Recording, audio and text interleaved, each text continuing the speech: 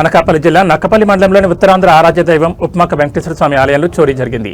అర్ధరాత్రి 2 హుండీలు చోరీకి గురైనట్లు సమాచారం. ఘటనా స్థలానికి చేరుకున్న పోలీసులు ఆలయ సిబ్బందిని వివరాలు అడిగి తెలుసుకున్నారు. ఆలయ సీసీ ఫుటేజ్ని పోలీసులు పరిశీలించారు. ఆలయానికి చేరుకున్న క్లోజ్ టీం వివరాలను సేకరిస్తోంది. ప్రముఖ దేవాలయం టీటీడీ అధీనంలో ఉన్న దేవాలయంలో చోరీ జరగడంపై పలు విమర్శలు వినిపిస్తున్నాయి. 2 హుండీల్లో మొత్తం సొమ్ము 30 నుంచి 40 లక్షల రూపాయలు ఉండొచ్చని అంచనా వేస్తున్నారు. గత 3 ఏళ్లుగా హుండీలు తెరవలేదని ఆలయ నిర్వాహకులు చెబుతున్నారు. హోంమంత్రి ఇలాకాలోని ఇలా చోరీలు జరగడంపై చుట్టుపక్కల గ్రామస్తులు ఆవేదన వ్యక్తం చేస్తున్నారు.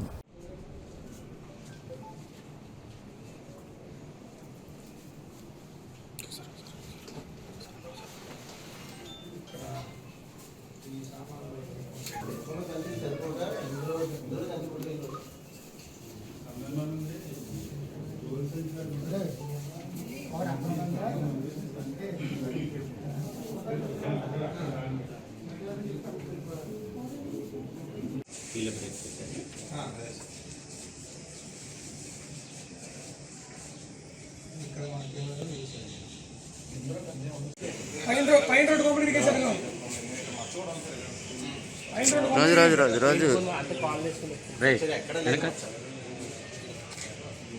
పైన కూడా ఇరిగి సార్, పైన కూడా ఇరిగి